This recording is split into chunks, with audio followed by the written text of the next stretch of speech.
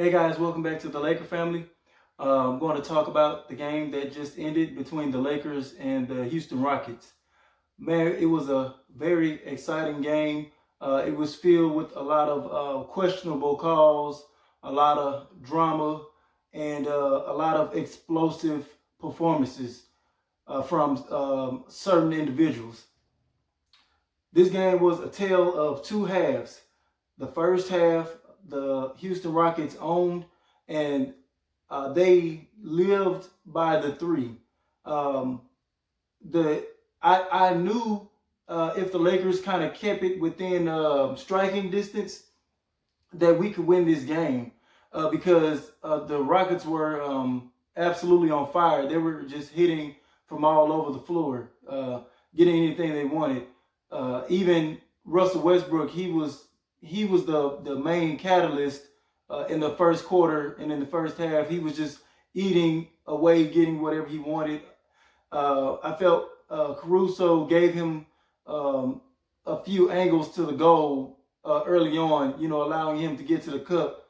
And then Westbrook started doing his little baby, he's just a baby and rocking the baby type of celebrations. And it was getting to be ridiculous. I was like, okay, when are we going to man up? Put a body in front of these guys and, hold serve on the defensive end. And we did a great job on James Harden. He still ended up with 34 points, but that was due mainly to the 16. He went 16 for 18 for the free throw line. I can't complain too much about the officiating because there were questionable calls going a little bit both ways, but they seem to be like the announcers. They seem to be jumping on the Houston Rockets side for like it was what was it? A play where Avery Bradley was going full speed on the steal, coast to coast, and which should have been a no call at best. They called an offensive foul on Avery Bradley when he laid the ball up over Westbrook, and it was another defender there, and they ended up calling an offensive foul on Westbrook. I mean on Avery Bradley, but the Houston Rockets had two similar plays like that. I think it was one with James Harden, and the referees called it against him, and then McLemore had one. And the referees failed to remember that that same thing happened with Avery Bradley, and they were just kind of jumping on the Rocket side, saying that it should have been a no call, and if that was and especially with the Ben McLemore one, if that was LeBron James, he would have got that call. Get out of here with that. First of all, the Rockets are known for getting favorable calls regardless. Granted, I've seen way worse from the refereeing when we play the Houston Rockets. There's been times where James Harden just got 1,000 step back 3-point shot fouls. You couldn't even breathe on him every time he stepped back, did a pump fake or whatever, and you just sneezed on him, he would get a call. Or every time he would Euro down the lane, it was an instant foul call. It wasn't that bad this game like I've seen in the past when we played them. But he still ended up with 18 free throws. Some of them were legit. The Lakers got caught a couple of times, having their arm out, and that swing through was coming. You can't do it. With Harden, it's almost like you got to have your hands behind your back. You can't have your hands laid out there because he's just going to swing through it and get the call. So you got to be more disciplined on those plays like that. So it was 50-50 as far as bogus calls with James Harden tonight.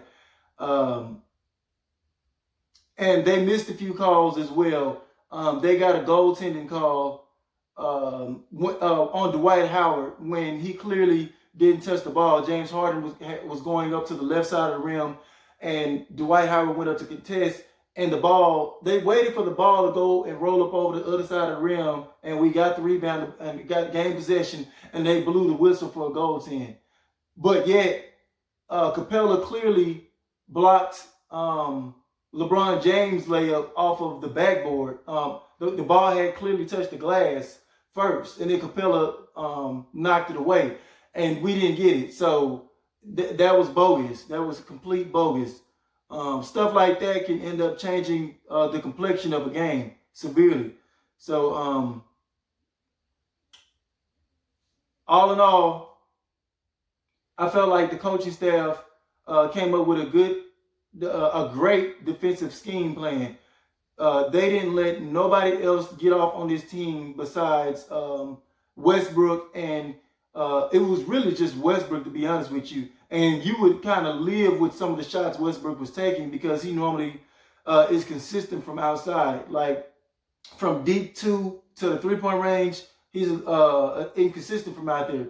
So he was knocking down his fair share of those, and he makes it, you live with it.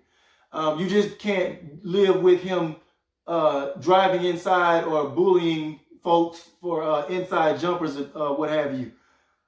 So James Harden had, like I said, had 34, but the defensive scheme plan was working as far as getting Harden frustrated. We were double teaming him, timely double teams, because there were instances where we would leave Danny Green on him, who did an excellent, phenomenal job on Harden, and we would give him a couple of looks one-on-one with Danny Green, and then 3 or 4 possessions down the line, we would send another person to come double team Harden, get the ball out of his hand, make him think a little bit. And it got to the point he got so frustrated he came out his headband. He started whining a little bit about no calls or whatever. You had 18 free throws, and you got to whining and still complaining. That's what I never liked about the Rockets, even when CP3 was on there. They both used to just whine a lot. When they got 80 calls a game, and they still whine. I never got that. So great job of frustrating James Harden tonight. Danny Green, this is what I feel like we paid him for. This type of production right here, 20 points, 4 steals. So not only did he explode offensively, he played a great defensive game. I couldn't ask for nothing better from Danny Green on James Harden tonight. We got JaVale McGee, great game, great defensive game. He had 8 boards and 3 blocks. He just had the block of the year last game against the Orlando Magic against Terrence Ross when he tried to highlight dunk on JaVale McGee. This game, Capella tried to almost Shaq Diesel, tried to put JaVale McGee in the rim, and McGee sent it packing, and yet that was another bogus call. And see, I just keep these bogus calls keep coming as I'm analyzing this. Right after he did that great block on Capella's dunk, he turned around and did his chest against the crowd. Last time I checked, they've been narrating all year that is legal, that is okay, as long as you don't do it into the direction of the person which you blocked. He never turned around and pointed at Capella. His whole body was turned towards the opposing crowd. How could you call a tech on that? That lets you know how these referees is just, I don't get it. They're not either doing their homework or that was just favoritism right there. There was no reason for you to call a tech in that position. And then they got to the point where they're even calling techs on the guys that were out of bounds. Like they called Dwight a tech when he was clearly talking to his teammate. Dwight was pointing like, I'm talking to my teammate. Why would you? Then they turned around and called it over on Anthony Davis. They were like just trying to gift the Rockets with free throws, and it still backfired. It still didn't work. So that's pretty bad on the Rockets' part. You were given all these opportunities, and you couldn't capitalize. We didn't even have Anthony Davis, and you still couldn't capitalize with the help of these referees. Granted, like I've told y'all, I've seen way worse from the referees against the Rockets, but some of those are just straight egregious. Caldwell Pope, great game. Great game from Caldwell Pope. 20 points, 2 steals, 4 assists, hit all 5 of his free throws. This guy was all over the place, and he was one of the main catalysts of us, staying close and helping us get a lead even when LeBron James got a rest. He helped allow LeBron James to get those little pockets of rest in there, and I can't say enough about the re-emergence of Caldwell Pope this year after his brutal start to the year. He hasn't looked back since that brutal start of the year. Let's see. And that gliding dunk he did on that steal, fast break when Capella fouled him. That was a highlight dunk for him. I love that. I love to see stuff like that. Normally guys are kind of nervous or they hear footsteps when a 7-footer is following them down like that. No, he went up and hammered that thing home and got the foul aggressively. Quinn Cook, he started off, he started off okay at the beginning of this game. He had 4 points, and it looked like he was running the offense a little okay. He didn't get that many minutes, only 5 minutes. Dwight Howard, 6 points, 10 rebounds, 2 steals, 3 blocks, a great defensive presence down low. Dwight Howard and JaVale McGee helped contain Clint Capella tonight. So Clint Capella was a no-show tonight due to those guys. And the defensive game plan was really to just stifle James Harden, double team him in pockets. If Westbrook kills us from outside, we'll live with it. But don't give nobody else an opportunity to go off. And we did that. Tucker only 6 points. Capella only 8 points. Sefolosha 0. Tyson Chandler 0. Frazier 0. Gordon 13, but he shot 5 for 14. He had to take 14 shots just to get 13. McLemore only 9. So great job of taking out everybody else in this game. Bradley kind of got in foul trouble. He was knocking down. He knocked down a couple of mid-range shots, but he couldn't seem to keep his hand out of the cookie jar. And he was one of the people that I was saying that he was playing a little too over aggressive sometimes. Trying to dig in. You can't get caught digging in too much with James Harden because again, he's going to get a favorable call 9 times out of 10. No matter how good you are defensively, you can't get caught with your hands in there like that. So not too many minutes from him due to that. Kyle Kuzma and the awake of Anthony Davis being missing. A great game from Kyle Kuzma. The previous 2 games, it seemed like he was overthinking things, trying to pick his spots and wait on LeBron James, things like that. But tonight, he played with a more level of IQ. He had maybe 1 or 2 bonehead plays in here, but overall, great game from Kyle Kuzma. This is what I expect from him on a nightly basis. 23 points, 8 rebounds. So he had 3 3-pointers, and he was one of the catalysts as well in the third quarter on. He got hurt there for a little spurt. He tried the Euro, and him and Tucker got tangled up, and he ended up having to leave the game for a little while. And luckily, he was able to come back. I think it was like a mild ankle sprain, something like that. But he came back and knocked down some more clutch shots, which was really needed. So I'm thankful that that wasn't too serious. And hopefully it's nothing that's going to, cause him to miss a game or nothing like that going forward. So I'm happy on that front to see that from Kyle Kuzma. And last but not least, King LeBron James. This game right here was his first marquee matchup with another elite player that's gunning for an MVP besides Luka Doncic. LeBron had some good games against Luka Doncic, but I don't think Luka Doncic is in the top 3 right now as far as MVP. I think I got LeBron, AD, Giannis, and then Harden and Luka Doncic is kind of like right there.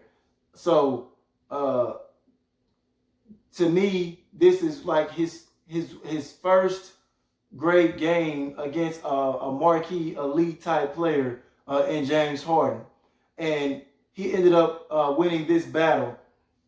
31 points, 12 assists, 5 boards. So he started off a little sluggish, trying to find his niche. I think he started off like 2 for 7. He was trying to find his way in his game, trying to fill it out, get his guys involved, things like that. But he eventually woke up, started being more aggressive, and realizing that the Rockets kind of have a lot of undersized players, and he just started feasting in the inside. He had a couple threes, but he mostly did his damage in the inside and dissecting the defense, and then kicking it out to three-point shooters, things like that. And it was a total masterpiece that LeBron James put together this game. I was very excited to see him go back at another elite player like that and winning this matchup. And he did this on the heels of not having his duo star, Anthony Davis. So great performance by the Lakers. I'm so excited to see that we're able to do this without Anthony Davis, and it shows the depth that we have.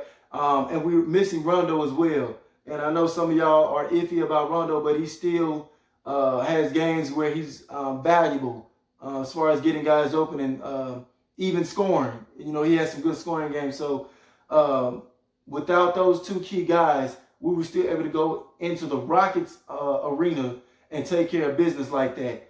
I'm very pleased about that. Kudos to the Lakers. Kudos to the coaching staff for putting together a great defensive scheme, and to keep the guys motivated even when the Rockets had started out hot like that. You know, kept the guys heads together, they kept their composure together. They weathered the storm. And in my mind, I said the same thing. I said, what I'm seeing is the Rockets are completely going bunkers and making everything from deep, but we were still right there. So I said all we had to do was just get a couple of stops and get this thing rolling. And the Lakers did that, especially in the second half. It was a complete different ball game second half. We took over the lead and we didn't look back. So I'm very pleased to see that.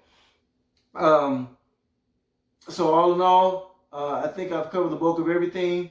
And thank y'all for watching my channel. If y'all haven't subscribed yet, please do that. Let's get this channel growing and rocking and rolling. I love all y'all, my supporters, and I'll be back with the next recap. Peace.